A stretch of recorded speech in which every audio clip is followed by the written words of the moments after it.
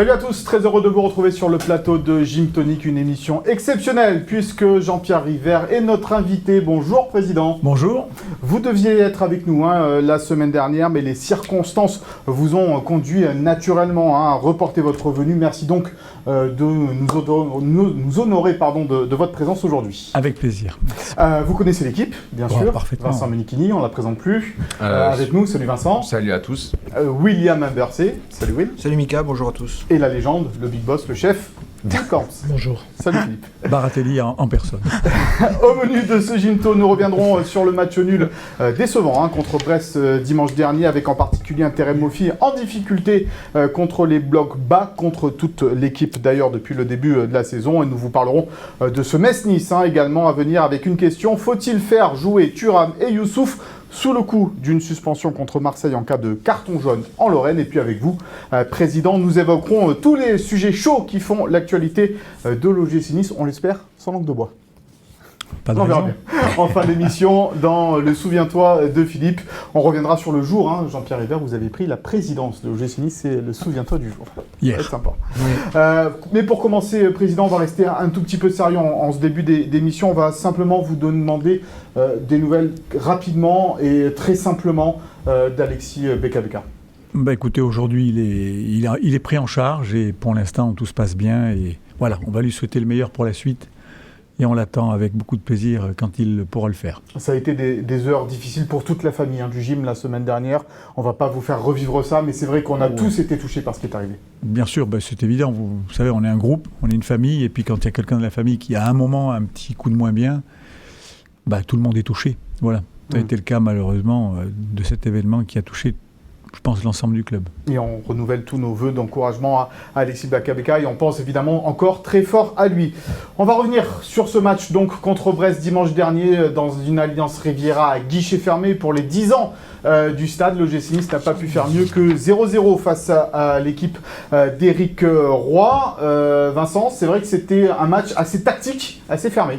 Ouais, pas un grand match sur le plan du spectacle, entre deux tacticiens qui avaient très bien étudié le jeu de l'un et de l'autre.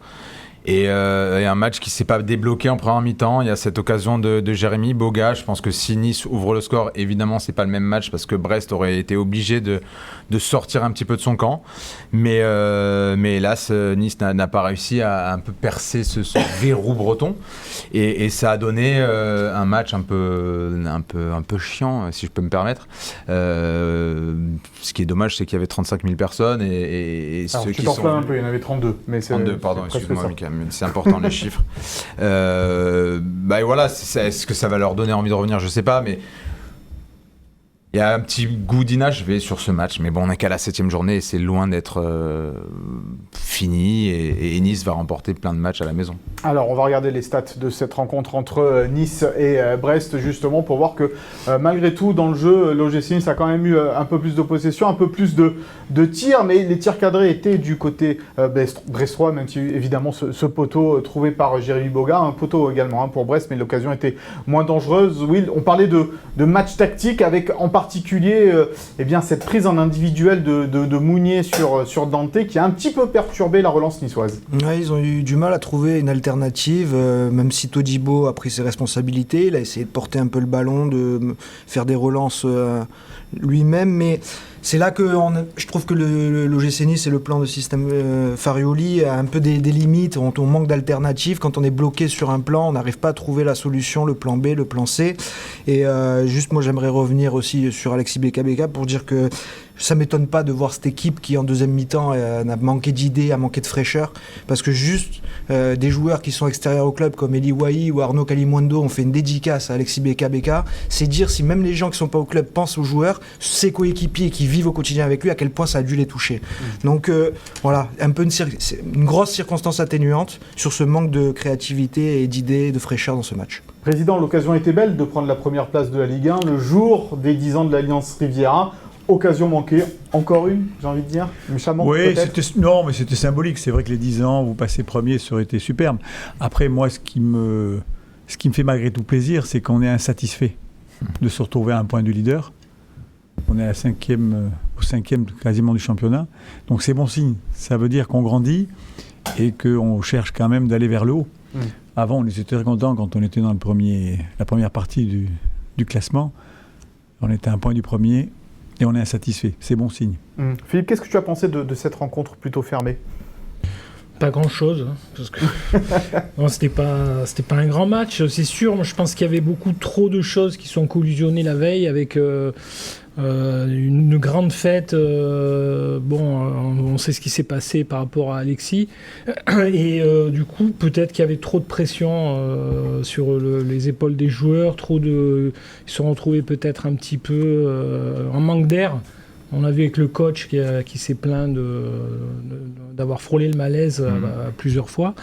Ça devait être le cas aussi des joueurs, peut-être. Après, c'est dommage, mais quand j'entends que si c'est juste avec le fait de mettre Mounier sur Dante, que ça a changé quelque chose dans la stratégie. Dans la stratégie, parce qu'on va y venir justement. C'est bloc pense bas, pas, là. sincèrement. Non, moi Président. non plus. D'abord, on a une équipe de Brest qui a bien joué, il faut les féliciter, ils ont fait un bon match. Ça n'a pas été un grand match, on n'a pas eu beaucoup d'occasions, de part et d'autre d'ailleurs. Mais je pense qu'il faut faire confiance au coach. Le coach a des plans B, des plans C. Après, on est au début du championnat, hein, malgré tout. Il faut quand même laisser le temps aussi aux choses de se faire. On a vu depuis le début de la saison que l'OGC Nice était plutôt à l'aise à l'extérieur face à des équipes qui faisaient le jeu. À domicile, il y a une victoire contre Strasbourg et 3 matchs nuls. Vincent, est-ce que à chaque fois c'était contre des équipes qui jouent assez bloc bas, peut-être sauf Lille qui a vu la possession du ballon en début de saison, est-ce que l'OGC Nice tout simplement se cherche encore un petit peu dans son jeu, dans ses automatismes face à ces équipes-là ?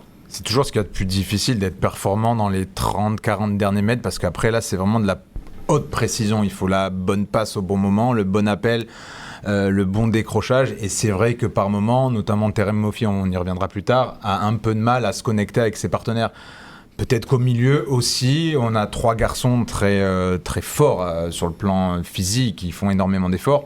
Et peut-être que par moment, on manque aussi de créativité. Mais c'est très dur de trouver des garçons qui font tout bien à la fois. On l'a vu encore hier avec la Ligue des Champions, même une équipe comme Paris. On parlait d'Ougarté comme un phénomène. Hier, balle au pied, il a été catastrophique alors qu'il a coûté 50 millions d'euros. Donc c'est compliqué, mais c'est aussi à d'autres de prendre la relève. À un garçon comme Morgan Sanson, peut-être d'en faire un peu plus. À Gaëtan Laborde, d'être plus précis. À Jérémy Boga, de forcément pas frapper la barre, mais d'ouvrir le score pour débloquer cette rencontre. C'est de la haute précision quand tu joues face à une équipe de Brest aussi bien organisée et aussi bien soudée. Oui, la difficulté contre les blocs bas, on l'avait déjà entrevue cette saison pour l'instant, et là, elle a été assez criante.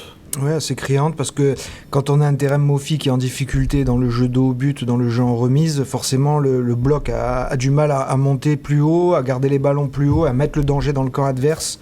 Et là encore, c'est le plan B qui manque parce qu'il y avait une situation pour Moffi dans la profondeur, et là c'est par contre le passeur Jérémy Boga qui a manqué de spontanéité, de première intention dans la transmission. Je rejoins Vincent, c'est les connexions. J'ai l'impression qu'il manque encore cet automatisme. Je me souviens d'un Moffi à Lorient, il savait qu'il pouvait partir et il y avait Enzo Lefebvre qui lui envoyait dans le trou. Il savait pertinemment que le ballon allait arriver. À l'OGC Nice, c'est moins évident. Quand c'est pas la passe qui arrive pas, c'est lui qui se met hors jeu. Et surtout quand Dante est aussi bien bloqué. Ouais. Oui, qui est le premier relanceur et peut-être même l'un des meilleurs relanceurs de ce championnat. Voilà.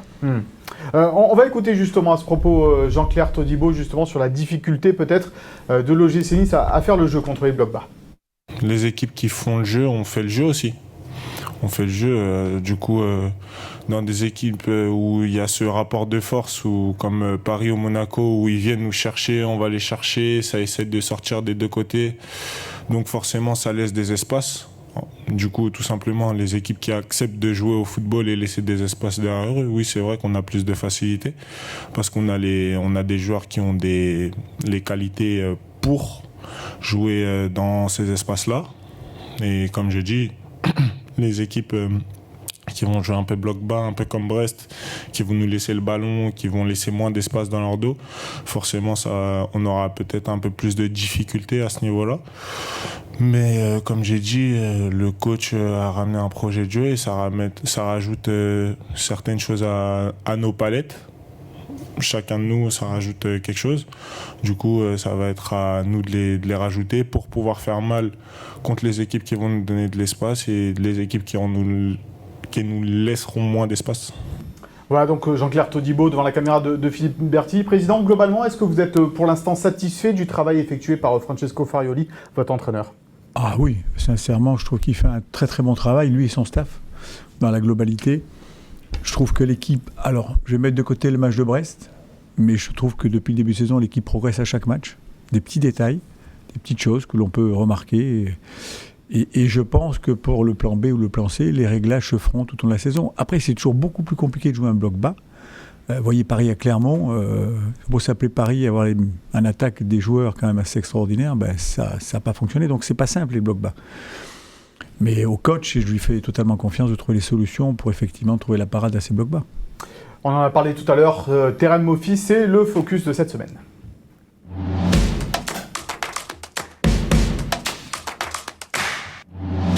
On en rigolait tout à l'heure avec le coach Francesco Farioli parce que pas une semaine, pas une conférence de presse se passe sans qu'il n'y ait une question à propos de Terem Moffi. Et là, Philippe, c'est toi qui nous a un petit peu soufflé ce débat. Un peu déçu par l'apport de Terem Moffi qui peut être étincelant comme à Paris par exemple et ou passer complètement à travers de son match.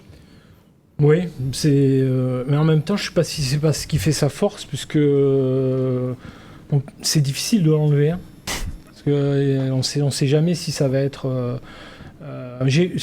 J'en reviens juste, j'ai lu le papier de Vincent ce matin. L'excellent papier de Vincent. Excellent papier de Vincent. Et l'excellent intervenant. Et franchement, les stats, elles m'ont j'étais éberlué, quoi. On va peut-être les voir, ces stats, justement, comme ça tu peux en parler, peut-être les stats de Terem Moffi sur cette saison. Moi qui ne suis pas un homme de chiffres ni de stats, ces stats-là, elles me parlent.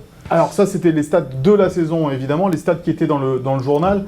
Vincent, c'était les stats sur la vitesse, voilà, sur les duels. Voilà, vitesse maximale, 32 km/h, 32,4 km/h de vitesse maximale. Je pense pas qu'il a été flashé à cette vitesse contre Brest. 15,8 sprints par match, deuxième moyenne pour un attaquant, 12 buts inscrits depuis sa signature à Nice, donc 4 à l'Alliance Riviera. Ça veut dire quoi, ces 4 buts à l'Alliance Riviera ?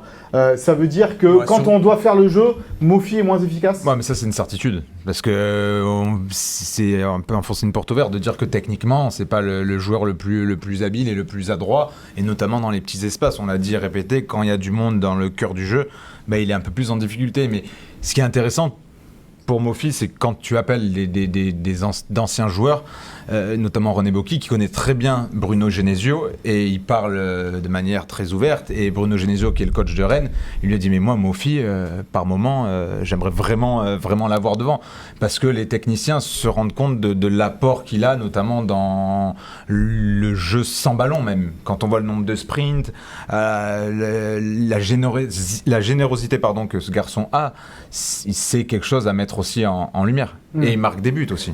C'est normal que l'on parle autant de Terem Moffi, président, quand c'est votre attaquant de pointe, oui. que le club l'a payé assez cher. C'est normal qu'il cristallise un petit peu comme ça les interrogations.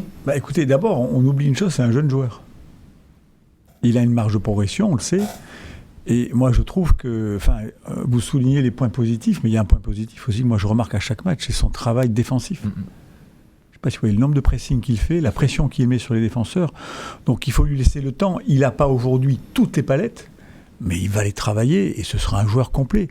Et aujourd'hui, je pense qu'avoir un Terem Moffi, c'est une vraie force dans une équipe. Il en fait un peu plus que Balotelli il y a quelques années. C'est différent. C'est pas les mêmes joueurs. C'est différent. Mais il joue au même poste. Mais franchement, il faut lui laisser le temps aussi. Terem Moffi, Will, qui a été rappelé par la sélection nigériane, ça peut être par contre une mauvaise nouvelle pour l'OGC Nice pendant la CAN.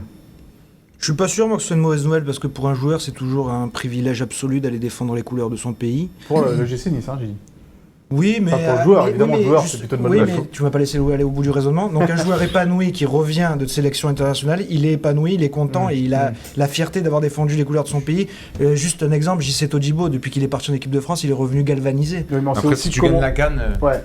La CAN en plein mois de janvier, comme ça, quand les joueurs partent avant, après, c'est toujours un peu. Mais tu le savais compliqué. déjà quand tu l'as acheté, non ? Oui, non, mais voilà. Il n'y était plus en sélection. L'info, c'est qu'il est de retour. Moi, je préfère savoir que Terem Moffi est international. Ça veut dire qu'il a un bon niveau en club, satisfaisant, surtout avec le réservoir offensif actuel du Nigeria.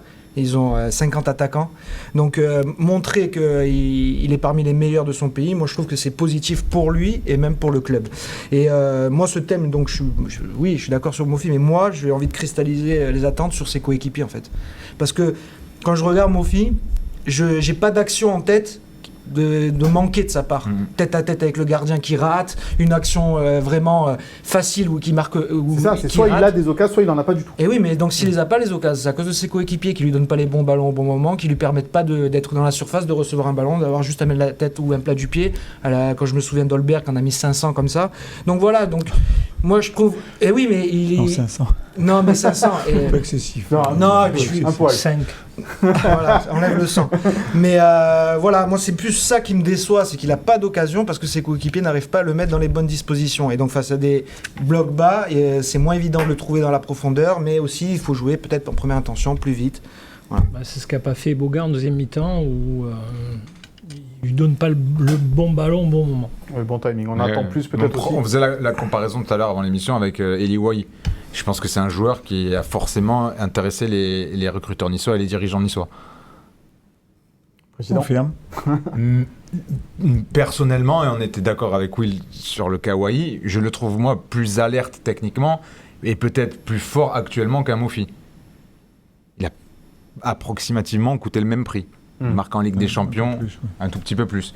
Mais après, c'est des profils différents et on sait aujourd'hui que notamment Florent Ghisolfi, c'est un profil, Mofi, qu'il aime beaucoup. On voit aujourd'hui que le club a pris une nouvelle direction dans les profils.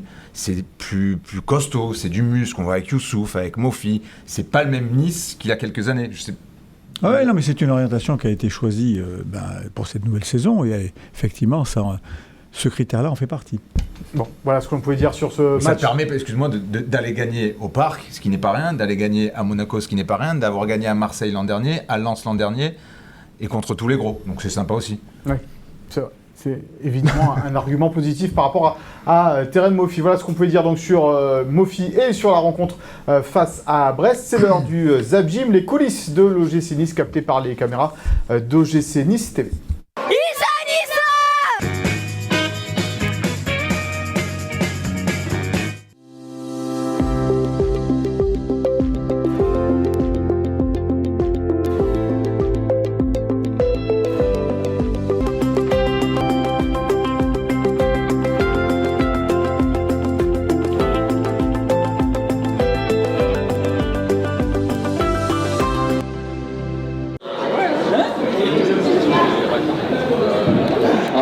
Une passe décisive, mais elle devient décisive par le but de Eric Botéac, qui n'était pas du tout en jeu. Je pense que c'est important de gagner dans ce premier match pour bien lancer l'histoire de ce stade. Voilà. Le premier match, c'est forcément particulier, et puis le scénario où il y a le sentiment de plénitude, on marque 4 buts. Voilà, le stade est rempli, donc je pense que c'est le meilleur souvenir à l'Alliance. Issa Nissa.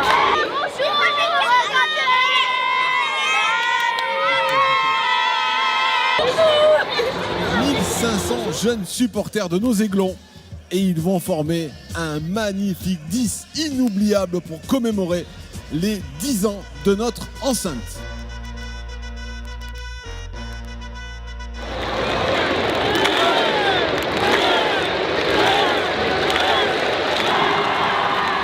Le 10 est enfin formé, comme vous pouvez le voir. Faites du bruit pour les 10 ans de l'Alliance Riviera, mesdames, messieurs. J'ai été l'euro vainqueur du concours de commentaires organisé par le club. Donc voilà, il y a une vidéo de moi qui va passer avant ou pendant le match, ça je sais pas encore. Et je suis très content d'être là. Et c'est parti ici, à l'Alliance Riviera pour cette première. Eric Botéa qui va frapper ce corner en second poteau vers Svitanic, c'est une main, penalty sifflé par Clément Turpin à la demi-heure de jeu. Et Dario Svitanic, c'est lui qui peut lancer cette saison, qui peut lancer l'histoire dans ce nouveau stade. Svitanic et 1-0 sur penalty par Svitanic, il entre dans l'histoire. Ça devient le premier buteur de l'histoire de ce stade. Fan de Nice, j'allais au Ré depuis que je suis petit et je continue à venir ici dès que j'en ai l'occasion. Supporter du gym et amoureux du commentaire, alors on a tenté notre chance et puis ça a marché. Hein. Voilà donc pour ce Zap Gym que vous pouvez retrouver en intégralité sur les médias de l'OGC Nice. C'est l'heure de cuisiner un petit peu le président Rivière, c'est le tac au tac. Ah.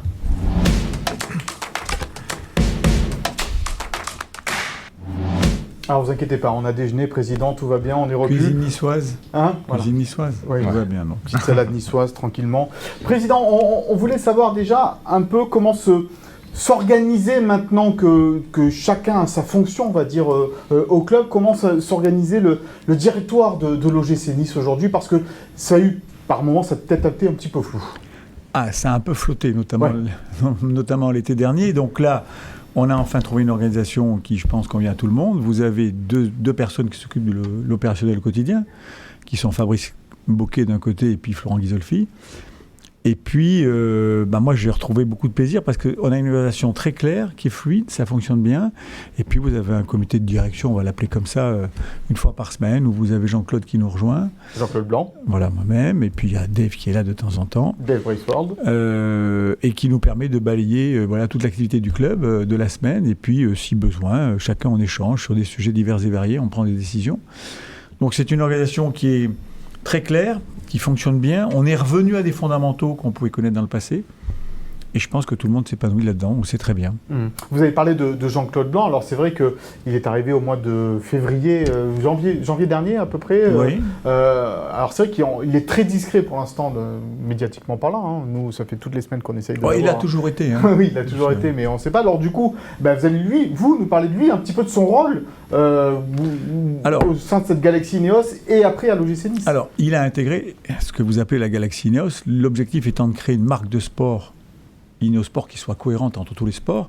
Et la partie dont s'occupe aujourd'hui Jean-Claude, c'est toute la partie business marketing. Il fait un transversal entre toutes les filiales. Et bien évidemment, parmi ces filiales, il y a un dossier qu'il connaît quand même bien, c'est le football et l'OGC Nice. Donc on a le plaisir avec lui d'échanger sur beaucoup de sujets qui concernent le club. Il n'est pas venu dans le giron Ineos pour le rachat de Manchester United. Qui n'était pas du tout à l'ordre du jour quand on a discuté avec lui, puisque nos discussions remontent à l'automne.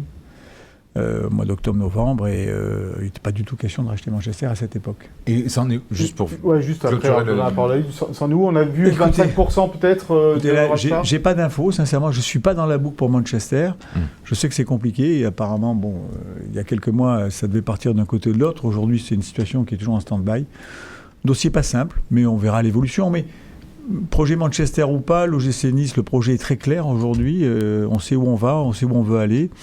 Et apparemment, d'après ce qu'on nous dit, et je le crois bien volontiers, on a des actionnaires qui sont des gens de parole, ça ne changera rien pour le GC Nice. Projet très clair, mais revu à la baisse. Ça, revu à la baisse. Il y a quelques mois, on avait un objectif qui n'a pas été simple d'ailleurs pour les équipes, parce qu'il a fallu passer d'un projet très très ambitieux. Pour Florent Ghisolfi en particulier, qui a été recruté. Pour lui, pour les équipes qui ont fait un mercato ciblé différemment, et puis toutes ces équipes, parce qu'il n'est pas tout seul à travailler. Et puis on s'est adapté, parce que c'est notre rôle de nous adapter. Mais aujourd'hui, on a un projet qui, pour moi, est très lisible, très clair. Et puis on a des actionnaires qui se sont dit, voilà, comment vous avez fait pendant X années? Chaque année, vous gagnez de l'argent. Vous aviez un classement qui était positif, avec beaucoup, beaucoup moins de moyens. On va revenir à quelque chose peut-être un peu moins sexy comme ça, mais avec une organisation qui va peut-être nous permettre d'atteindre ça. Et ça a été décidé par Jim Ratcliffe, par le board d'Ineos, ça? Par les actionnaires, bien sûr, les propriétaires. Mais ça, vous aimez bien, ça, président? Ça, ce sont des choses que vous aimez bien. Disons que là, non, mais l'organisation qui a été mise en place, parce que aujourd'hui, il y a beaucoup de personnes qui ont rejoint le club quand même, et des gens de qualité. Et aujourd'hui, je pense qu'on est sur un projet très simple, très clair, et j'espère qu'on en tirera les fruits. Je regrettais un peu le manque de parole publique des dirigeants. Pourquoi on n'a jamais entendu notamment Jean-Claude Blanc, et pourquoi vous êtes le seul à vous exprimer? On n'entend jamais la voix de quelqu'un de chez Ineos. Voire même Dave. Les gens de chez Ineos, vous savez, alors je peux vous faire une confidence sur un sujet un jour. Voilà, Jim Ratcliffe s'est approché des services, il a dit voilà, ces sujets-là, c'est Jean-Pierre Hébert qui parle. C'est pas Ineos de parler, il représente le club, donc c'est à lui à s'exprimer. Bien évidemment en accord avec eux-mêmes, sur ces sujets-là. Mais ce n'est pas des gens qui interviennent beaucoup. Vous ne les voyez pas beaucoup intervenir dans l'ensemble de leurs filiales. Chaque filiale a des dirigeants et ces dirigeants s'expriment. Vous sentez qu'ils aiment le club? Parce qu'on a pu se poser la question. Mais attendez, vous n'êtes pas dans les comptes, bien évidemment. Je peux vous dire que vous seriez surpris par l'argent qui a été mis dans le GC Nice. Combien? Je ne peux pas vous dire ces chiffres-là. On a dit 300 millions d'euros. Non, mais je ne commande pas les chiffres, mais c'est beaucoup d'argent. C'est des gens qui sont là, qui sont présents, qui nous soutiennent. On a un club qui est en déficit. Un déficit structurel? Pour l'instant, oui. On est en train de travailler pour faire en sorte justement de revenir à quelque chose qui a existé dans le passé, mais ça va demander du temps. Donc c'est des gens qui sont présents, qui sont à nos côtés, qui portent le GC Nice et qui ont envie de le porter longtemps. À l'époque, vous n'avez pas Thuram, Todibo, Mofi dans votre C'est les salaires aujourd'hui qui grèvent un petit peu c'est la masse salariale qui est un petit peu forte. Il y a eu une inflation bien évidemment des salaires vers le recrutement, et puis je ne sais pas si vous voyez le mercato d'hiver que l'on fait, alors qu'il était dans l'ancien projet, celui qui a été un peu éphémère. Mais on dépense 40 millions au mercato d'hiver. On n'a jamais dépensé 40 millions sur le mercato d'été. Donc je veux dire, Ineos, c'est des actionnaires remarquables, qui sont solides, qui sont à nos côtés. Et aujourd'hui, on a un projet qui a été défini, qui est clair. On va revenir à des fondamentaux, comme je le disais tout à l'heure. Et l'objectif, un jour, ce sera effectivement d'être à l'équilibre. Mais on a une équipe qui a gardé ses meilleurs joueurs, qui a fait des recrutements à l'adaptation du nouveau projet. Et bravo aux équipes, bravo à Florent, bravo à tous les scouts. Et on a une équipe aujourd'hui qui, encore une fois, je ne sais pas où on sera en fin de saison, mais l'objectif, c'est de jouer l'Europe. Vous parlez beaucoup de Florent Ghisolfi. Ce qu'on se pose parfois, c'est... On a le sentiment que si demain, il venait à partir comme il est parti un peu de Lens, qu'est-ce que deviendrait ce club ? Non, il y a une organisation aujourd'hui qui est en place. Florent, je parle de lui parce que je ne peux pas citer tout le monde, mais derrière lui, il y a toute une organisation qui est en place. On a bien vu l'été dernier que sans directeur sportif, ça a été une vraie période de flou. Oui, alors c'était... Non, mais c'est compliqué. Il y avait des départs, directeur sportif, personne ne savait où il était. C'est une période... On va l'oublier, mais c'est une période très compliquée. Mais aujourd'hui, Florent Ghisolfi, c'est un super directeur sportif. Et demain, il ne serait pas là. L'organisation mise en place fonctionnera. Vous n'avez pas peur de le perdre ? On voit qu'à Marseille, c'est un peu tangué. Voilà, pourquoi voulez-vous le perdre ? Il est bien, on s'entend bien. Il est parti. On s'est posé la question. On lui a vendu un projet, il a dû en assumer un autre. Il y a plusieurs personnes qui sont venues avec ce projet, qui était d'actualité. C'est-à-dire quand les gens le recrutent, parce que ce projet est d'actualité. Quand vous recrutez Florent Ghisolfi, bien sûr. Le nouveau projet d'actualité ? Celui d'aujourd'hui, l'ancien. Celui qui a été ce que je vous dis. Mais lui, il n'a pas été tout seul à être recruté sur ce projet-là. Oui, mais il aurait pu partir. Donc il y a un moment... Mais je pense que le mardi soir, quand il regarde Lens Arsenal en Ligue des Champions, je pense pas. Enfin, bien sûr que ça lui fait quelque chose.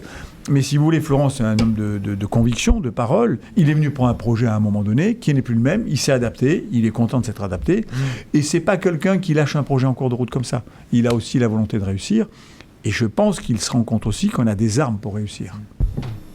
Quand on vous avait reçu la dernière fois, Président, vous nous aviez dit on fera des annonces en février. Donc il s'est passé ce qui s'est passé, le nouveau projet, le rachat de Manchester United qui a un peu... C'était pas ça les annonces. Quand je suis venu vous voir la dernière fois, je savais qu'on allait bâtir un grand projet qui a tenu quelques mois. Et pour des raisons, je vous expliquerai un jour pourquoi, peut-être on en est revenu à un projet plus basique. Vous avez tout le temps. Mais Manchester, je n'étais pas au courant. À l'époque, quand je vous en parle, moi, Manchester, je n'étais pas au courant. Je savais que l'été dernier, ils avaient essayé de racheter Manchester. Ce n'était pas la vente. Ils sont passés à autre chose, à un fameux projet précédent. Et puis un jour, Manchester revient à la vente. Il faut se mettre à la place de Jim Ratcliffe. Il a les moyens. Manchester, c'est sa ville, c'est son club. Moi, je trouve tout à fait normal qu'il veuille racheter Manchester. Aujourd'hui, pour être bien clair, Président, Ineos n'a aucune volonté, à moyen, court terme, long terme, de quitter l'OGC Nice. Aucune. Voilà. Aucune. Mais vraiment, d'abord, pour une raison très simple, ils adorent cette région, ils habitent maintenant dans cette région, l'essentiel des activités de la direction se passe dans la région, et ils veulent conserver l'OGC Nice. Quelle est la différence entre un club propriétaire de son stade et un club qui en assure l'exploitation aujourd'hui ? L'exploitation, vous contrôlez complètement ce qui se passe dans votre stade, que ce soit la pelouse, les tribunes, la sectorisation, vous faites ce que vous voulez, la décoration, la façon dont vous faites vivre ce stade. Racheter un stade, sur un bilan financier, ça peut être pas mal d'avoir un stade à son actif. Mais pour l'instant, on n'est pas sur ce sujet-là. On est sur l'éventualité de regarder l'exploitation du stade. Juste pour être clair, l'exploitant, en recette, c'est tout ce qui est consommation. La billetterie, non. La billetterie de l'OGC Nice, elle nous est propre. D'accord. La billetterie sur les matchs de l'équipe de France, sur les événements de rugby et ainsi de suite, ils en ont une partie. Mais non, parce que la Fédération française de rugby, ça ne cote pas. Enfin, quand vous êtes exploitant de stade, vous louez votre stade.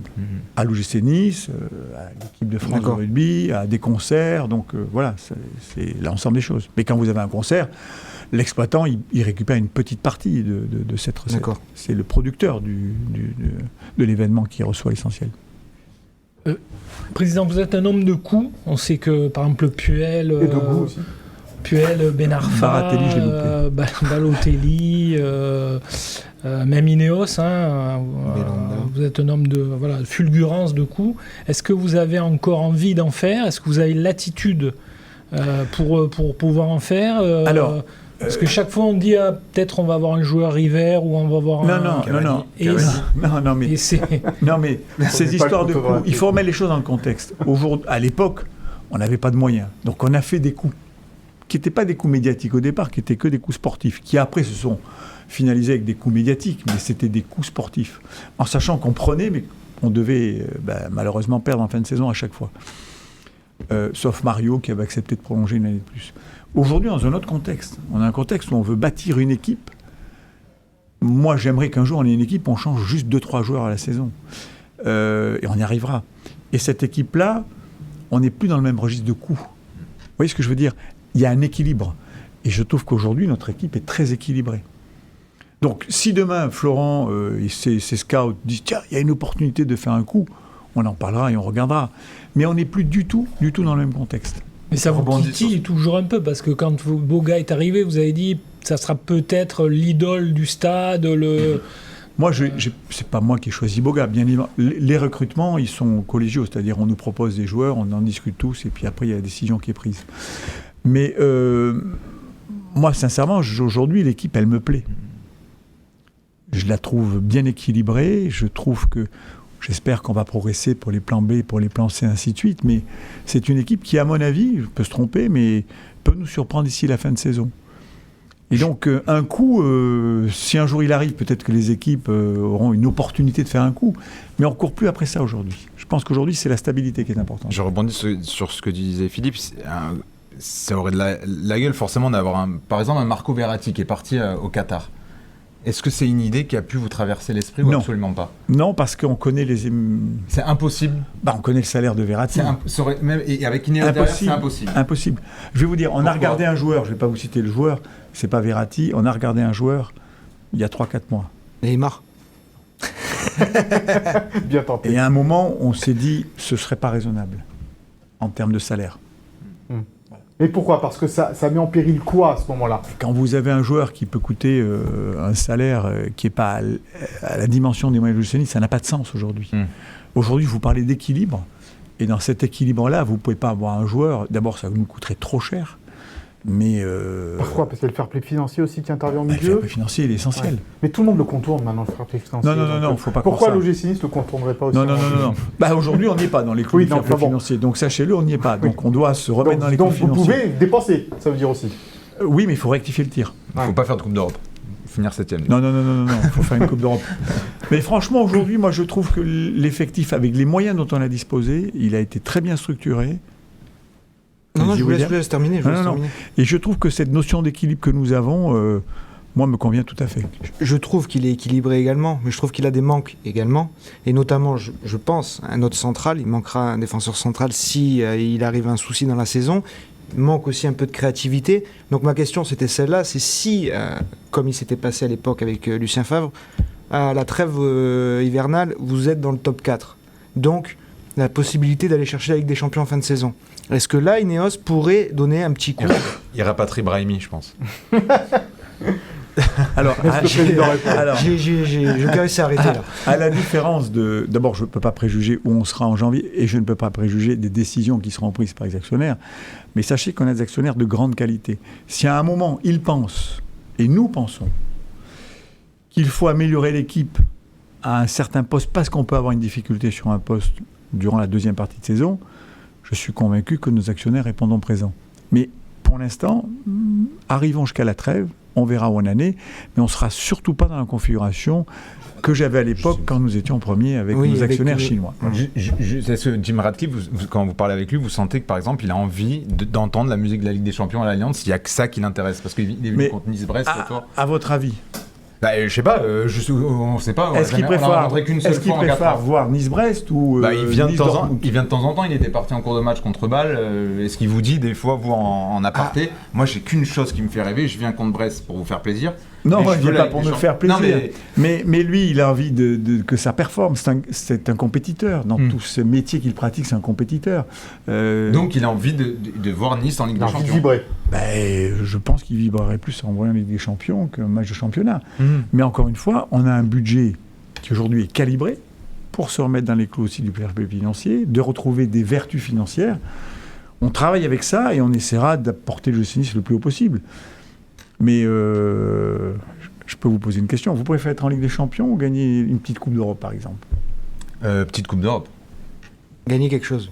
Gagner quelque chose. Je trouve que l'année dernière, on a loupé un coche. Ah oui, Mais je pense que Jim Ratcliffe, lui, préfère voir Nice en Ligue des Champions que gagner la C4. Posez la question la prochaine. Président, juste pour en terminer, d'avoir gardé Thuram et Todibo, la question est un peu sèche. C'est pourquoi ? C'est parce qu'il n'y a pas eu de club suffisamment sur eux ou parce qu'ils voulaient rester ? Non. Alors, deux choses. La première, ils souhaitaient rester. Ils ont eu des offres. Ils ont souhaité rester. On a souhaité les conserver. Tout Ils est ont eu parfait. des offres qui étaient insuffisantes pour vous ou pour eux ? Vous savez, quand un joueur veut partir, généralement, il part. Donc nous, les offres étaient peut-être insuffisantes. Peut-être que les clubs qui se sont rapprochés d'eux n'étaient pas les clubs qu'ils souhaitaient avoir. Et je pense que tout le monde a trouvé une satisfaction au fait qu'ils restent. Nous, les premiers, bien évidemment. Et j'espère que tous les deux feront une très très belle saison qui leur permettra de s'exposer encore plus et d'avoir d'autant plus d'opportunités plus tard.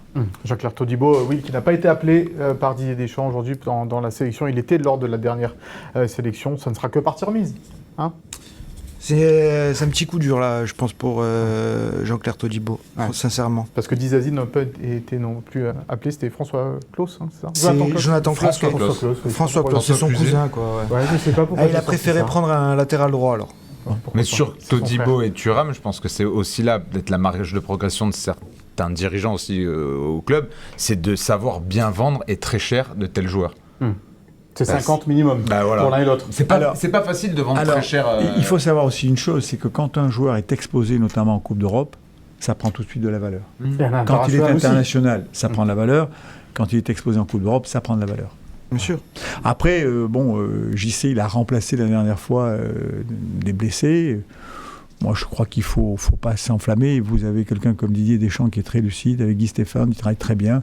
Je pense qu'ils ont toujours Jean-Claire dans l'esprit et que voilà, ça viendra.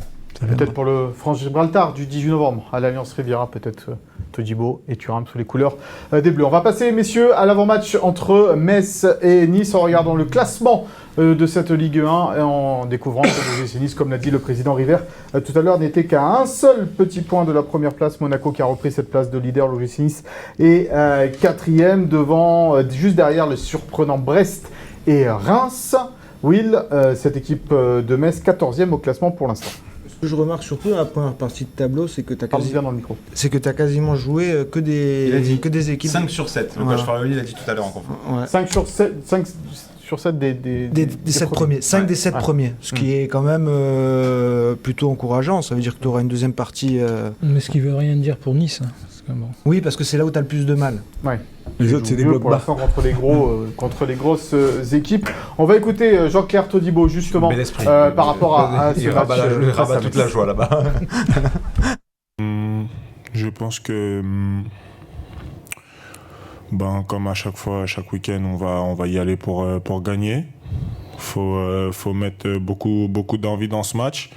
Faut qu'on arrive à imposer notre jeu et qu'on se crée pas mal d'occasions. Après, ce qui peut nous arriver quelquefois dans certains matchs, c'est un peu ce manque de réussite devant la cage. Comme par exemple, je prends l'exemple du dernier match à Brest où on manque de réussite en première mi-temps. On a la barre des terrains, mais ensuite la reprise de Gaëtan qui est sorti. Je pense que ça, c'est des actions qu'on devrait à terme mettre au fond. Parce que ça délivre le match en fait, parce que l'équipe adverse sera obligée de sortir. Et je pense que c'est ça qu'il va falloir qu'on arrive à trouver contre Metz. Essayer de marquer vite. Voilà, essayer de marquer vite contre Metz dès le début de cette rencontre. C'est la clé, Philippe, pour gagner contre les blocs bas. Marquer vite pour qu'en plus derrière ils puissent se découvrir. Marquer vite et beaucoup. Ouais, non, mais surtout vite. Au moins pour que l'équipe derrière se découvre. Oui. C'est important. Très important. Metz qui avait été invaincu pendant 2 ans à domicile, jusqu'à leur dernière défaite contre Strasbourg. Donc dur à manœuvrer à domicile. Oui, une équipe assez solide. Avec Christophe Herrel en défense centrale côté Messin. Cette équipe de Metz, ça fait qu'effectivement l'ancien niçois Christophe Herrel. C'est l'heure du pour-contre.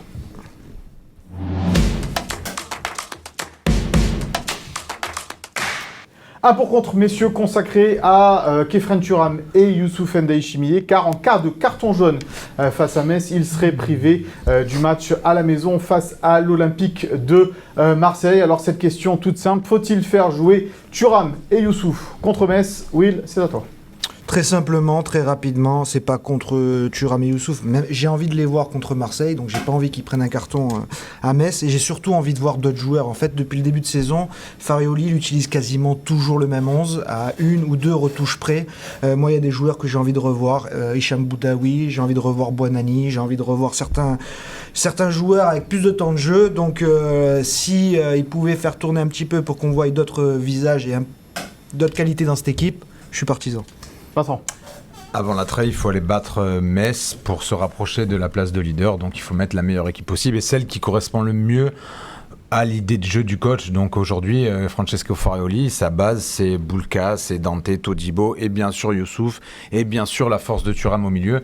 Donc je pense qu'il va les aligner et il va en aucun cas penser au match contre Marseille qui va venir dans 2 semaines. Donc évidemment qu'il faut mettre la meilleure équipe possible. Je rejoins Will, c'est vrai que Boudaoui, on aimerait bien le voir davantage, mais c'est compliqué parce que dans le système Farioli, il entre pas forcément, il n'a pas forcément le profil. Donc voilà, Francesco Farioli, on le sent assez conservateur, il va mettre les meilleurs éléments, en tout cas ceux qui jugent être les plus costauds. Donc ce sera du Youssouf, ça sera du Thuram, du Mofi devant et Nice va les gagner à Metz. D'ailleurs, il l'a dit en conférence de presse, sans trahir un secret, match après match, on veut d'abord gagner ce match-là et après on verra pour Metz. Il a même dit qu'il féliciterait le joueur qui aurait pris un carton jaune s'il a empêché une action de se terminer. Il est bon en com parce qu'il a même dit, notamment par rapport au plan de jeu d'Eric Roy, il a dit nous au final ça nous a arrangé que Mounier ne fasse pas pressing sur le porteur du ballon, comme ça on a eu le temps de mettre notre jeu en place. Bon, c'était un sacré plan com. Ouais, il est brillant. C'était un sacré plan de jeu. Ouais, voilà. Président, on ne va pas vous demander de faire la compo d'équipe, évidemment. Moi, c'est très simple. Que décidera le coach m'ira très bien. Non, mais par contre, un joueur quand même, juste une question, parce qu'on en parle là. Youssouf, quelle trouvaille? Ah, c'est un super joueur. Moi, je trouve que sur le match, notamment à Monaco, il fait un match énorme. Oui. C'est pas le seul. Depuis le début de saison, il est vraiment complet. Et en plus, c'est un joueur qui, au départ, a été pris pour jouer en défense centrale. On sait qu'il peut jouer en 6, même jouer latéral, mais c'est un remarquable joueur. La synthèse, Philippe, faut-il faire jouer Youssouf et Kefren Turam? Non. Je donne le point à William. Et, toi, tu les mets au frigo? Non, j'en mets un des deux au frigo. Et je mets Youssouf au frigo. Parce qu'il faut qu'il souffle. Comme ça, on titrera Youssouf. Elle est tellement évidente. Non, mais bon, moi j'ai donné un point quand même à Vincent. Je suis d'accord parce que j'ai l'impression qu'à ce rythme, on va perdre des joueurs comme Boudaoui et Boanani. Moi, Boudaoui, j'ai l'impression qu'il est plus trop concerné. Enfin, c'est une impression lointaine. Mais l'autre jour, je l'ai vu rentrer, Juste une parenthèse, il a été un petit moment blessé. Oui. Il rentre. Mais c'est un super joueur, c'est pour ça que j'ai envie de le revoir. C'est un super joueur. Mais est-ce qu'il ne faut pas se féliciter d'avoir les titulaires qu'évoque William et justement des joueurs qui sont capables de prendre cette place titulaire? Parce que la force de ce groupe, pour moi, on ne joue pas à 11. On joue à 17, 18, 24. Et on se rend compte que quand des remplaçants entrent, des fois, on se rend compte que c'est aussi bon que le titulaire. Donc, c'est un bon signe. Mais il y en a certains qui n'entrent pas beaucoup. Boanani, il n'est pas entré très souvent. Ça va venir. Boudaoui n'est pas entré très souvent. Ouais, non, mais il est jeune, Boanani. Mais il a un talent. Moi, j'adore. J'adore Gaëtan Laborde. Sa rentrée contre Brest, je suis désolé. D'accord, mais moi, j'adore Gaëtan Laborde. C'est une machine d'investissement, ce que tu veux. Par contre, techniquement, je préfère 100 fois Badreddine.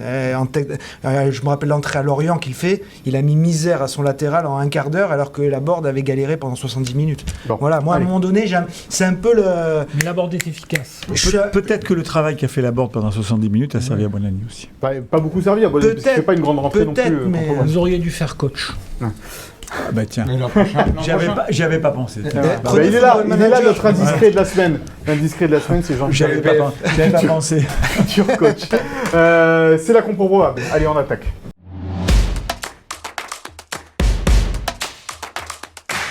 Le micro, il est allumé?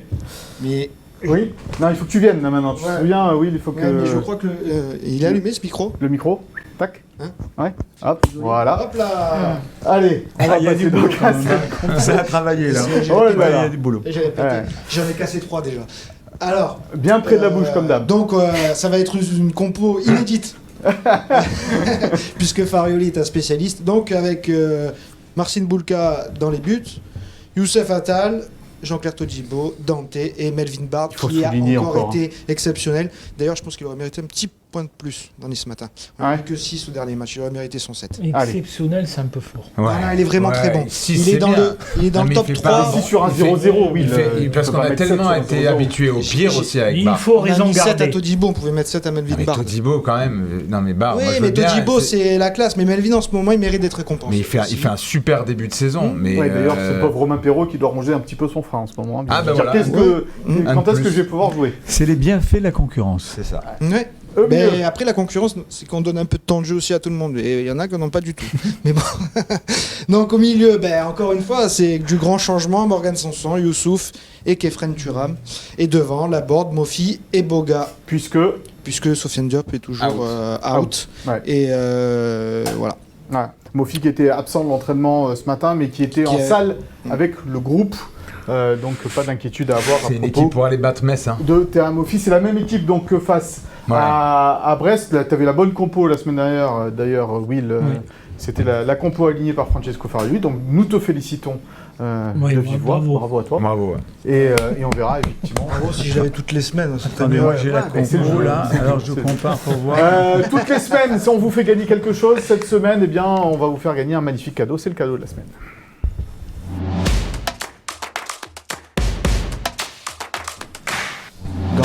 Et ce n'est pas la chemise blanche dédicacée du président River que l'on va vous faire gagner. On pourrait pourtant, non, ça va être le ballon dédicacé par toute l'équipe de l'OGC Nice. Et pour cela, vous avez l'habitude. Il est bien gonflé. Il faut bien pronostiquer le score de Metz-Nice avec le nom des buteurs s'il y en a et le petit hashtag Gym Tonic. Le ballon dédicacé par toute l'équipe de l'OGC Nice. Tiens, tu le veux, Vincent? Hop, il est pour toi. Faire une tête. Pour l'instant, le président le veut aussi. C'est génial. On se croirait à la place. Quel talent. Crise de tachycardie. Ça va? Pas trop, non? Je sais pas si j'ai pas une fracture. On va devoir le greffer après la... En plus, c'est l'heure de ton moment. C'est l'heure de ton moment. C'est l'heure du souviens-toi. C'est le meilleur moment. Ah, mais là on a... Allez, rapidement, mon filou, parce que le président a rendez-vous. Il faut qu'on y aille. Il faut que rapide. Parce que j'ai un coup de fil à passer à Antoine Delgoulet. En direct. Non. Là, excusez-nous, mais vous avez un peu perturbé le jeu. On va jouer au foot pendant qu'on a... alors, attendez. Parce que le président veut jouer. Alors, au milieu. Merci pour ma rubrique, c'est sympa. Allez, c'est une rubrique à bon pied droit. Ah ouais. Et meilleur avec le pied droit ou au paddle, président? Ou le coup droit du paddle? Ça. Non, moi je croyais être suivi, mais bon, je vais pas jouer au ballon. Philippe, je frappe, il faut que je frappe fort et on va casser le studio. Les équipes sont au plus mal. Alors le souviens-toi, on remonte au début du mois de juin 2011. Ouais. Alors en fait, pourquoi se souviens-toi? Parce que Jean-Pierre River arrive à la tête du gym. Donc comment ça se passe 12 ans déjà. On raconte jamais les coulisses. Alors comment ça se passe? Jean-François Roubaud à l'époque, qui était mon ami et un grand reporter de Nice Matin, me dit un jour, Philippe, le prochain propriétaire et président de l'OGC Nice s'appelle Jean-Pierre River. Moi j'avais jamais entendu ce nom. Je suis désolé. Ah mais vous me l'avez dit. Jamais entendu, donc je lui dis machin. Il me dit je te file l'info, creuse. Donc j'arrive à avoir quelques personnes de son entourage au téléphone, dont Franck Balabagnan, qui est le président du Nice LTC. Pour essayer de faire le portrait, pour essayer de savoir si vraiment c'est une bonne info. Et mon téléphone sonne, et c'était Jean-Pierre River qui m'a appelé pour me dire « Bon, je sais que vous enquêtez sur moi, on va faire plus vite, on n'a qu'à se voir. » Et on se donne rendez-vous, place Masséna, donc avec des panneaux, avec nos noms. On ne se connaissait pas. Tu portais déjà la chemise Non, j'avais 48 ans, j'étais Alain Delon dans la piscine.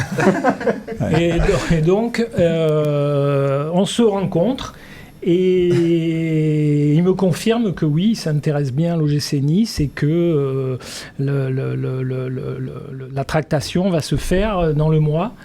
Et il devient comme ça. Et j'ai ressorti, je ne sais pas si on les a Oui, vus. on les a vus. J'ai ressorti les. Mais on bon, peut les revoir. C'est vrai, quand on relit sa première interview, bon, il dit quand même ce qu'il va faire. Ce qui est pas mal et ce qui n'est pas le cas de tout le monde. Je vois juste les Inter là, aider à grandir le club. Le gym appartient aux Niçois et je ne suis pas Abramovich. On a vu que c'était le cas. C'est le cas. Il vaut mieux d'ailleurs être Abramovich. Je sème, on récolte. Et donc il était venu pour bâtir. Donc j'ai une question 12 ans après. Dans quel état d'esprit vous êtes et puis est-ce que vous allez repartir pour 12 ans? Est-ce que vous pensiez déjà rester 12 ans à la tête du gym? Pas du tout. Je me souviens que la première fois on m'a dit j'ai un problème, je ne sais pas qui vous êtes. J'ai cherché sur internet, j'ai pas trouvé grand chose. Non. Voilà, je me souviens de ça. Et je vous ai dit, la seule chose qui me dérange dans cette prise éventuelle au GC Nice, c'est passer de l'ombre à la lumière. Après, j'avais annoncé certaines choses, je crois, de mémoire, c'était de dire on vient pour bâtir. Oui. Je pensais rester 4-5 ans. Je dis l'objectif, c'est de mettre le GC Nice dans la première partie du tableau. Et une fois, de temps en temps, peut-être rare, mais aller en Coupe d'Europe. Et je vous avais dit, et après la phase d'après, ce sera des investisseurs qui prendront ma suite et qui feront continuer à faire grandir le GC Nice. Ça fait 12 ans, je ne les ai pas vus passer, sincèrement. Aujourd'hui, je reprends du plaisir, ce qui n'était pas le cas peut-être l'été dernier, on va dire, mais là, je reprends du plaisir et j'ai cette liberté. Encore une fois, je ne suis pas salarié du club, je ne l'ai jamais été. Je suis un homme libre. Tant que je prends du plaisir, je suis là. Tant que je donne satisfaction aux actionnaires, je suis là. Si un jour, il me dit, Jean-Pierre, on passe la main, on passera la main, et puis peut-être qu'un jour, ce sera mon cas. Mais pour l'instant, je suis très bien. Je trouve qu'on passe de bons moments, notamment à Gym Tonic. et travailler avec les équipes qui sont en place aujourd'hui, c'est un vrai plaisir. Voilà. Bon. Et justement, vous avez pensé vraiment à partir l'été dernier ? À un moment, vous vous dites, bon, dans cette organisation telle qu'elle était, je vous dis, mais ça sert à quoi ? Oui, parce que même nous, de l'extérieur, président ça sert à quoi? Donc aujourd'hui, c'était la réalité. On vous voyait un petit peu presque malheureux. Ouais. Pas malheureux, mais je veux dire, à un moment, bon, aujourd'hui les choses sont claires, elles sont bien claires. Moi, ça me va parfaitement cette organisation. Ce que je peux faire aujourd'hui dans le club me va très très bien. J'en veux pas plus, pas moins, et on est tous concernés, tous alignés. Donc c'est très bien. Donc je sais pas combien de temps je resterai, mais à l'époque, sincèrement, je pensais rester 4-5 ans. Dans les instances, vous y êtes toujours aussi? Ah, toujours, oui. Ça, c'est un rôle plus dans l'ombre, mais qui, je pense... Mais qui est important pour l'OGC Nice. On ne vous posera pas de questions sur l'appel d'offres des droits de la Ligue 1, en particulier. Là-dessus, je ne pourrais pas répondre. Mais je pense que c'est un rôle, oui. On n'est pas par hasard, c'est un vrai travail que l'on a fait pour être dans le groupe des 6. L'OGC Nice, il y avait 33 millions dédiés à l'OGC Nice, on en a eu 80. Ça, c'est un vrai travail. D'ailleurs, Gym Tonic se positionne pour racheter les droits de la Ligue 1, le fameux milliard. On est un peu ric-rac là. Ouais, il nous manque de 10-15 euros. Ça devrait on va essayer de trouver les 15 Juste quand on voit un peu la sortie de Jean-Michel Aulas de Lyon, qu'est-ce que ça vous inspire? C'est pas évident de réussir cette sortie. Moi, je trouve dommage parce que c'est un garçon qui a fait un travail considérable. Il a ses qualités, ses défauts comme tout le monde, mais passer autant d'années à avoir bâti ce qu'il a bâti, c'est remarquable. Après, quand vous vendez un club, vous le vendez. C'est pas évident de trouver le bon actionnaire, le bon acheteur. Moi, je me suis trompé une fois. Ouais. Là, j'ai trouvé le bon. Vous avez des nouvelles d'ailleurs de Blackmore. De Blackmore et de qu'il y a eu des signaux américains, il y avait aussi... Alors ça, le jour où je vous raconterai Blackmore, vous allez... Franchement, vous allez... ça sera dans une prochaine émission. Ça, c'est une indiscrétion, vous allez mourir de rire. Mais revenez la semaine prochaine. Ah ouais, parce que dans un prochain Gym Tonic, je vous le raconterai, et surtout la façon dont je l'ai sorti. Ça a été compliqué. Nice-Marseille, comme ça, on aura des sujets. Allez, mais là, la fin de la saison... Pas mal à raconter. Le président reviendra. Allez, rendez-vous est pris. Exactement. On va pas attendre 10 ans comme pour l'Alliance Riviera. On fera la spéciale avec Gauthier Ganet et tous les autres. On aurait à dire. Président, merci beaucoup d'avoir été avec nous sur ce plateau. C'était un réel plaisir. On pourrait y passer effectivement des heures. Messieurs, merci beaucoup. À nos supporters qui sont là depuis le début de saison. Et je trouve qu'il y a une dynamique qui est très positive.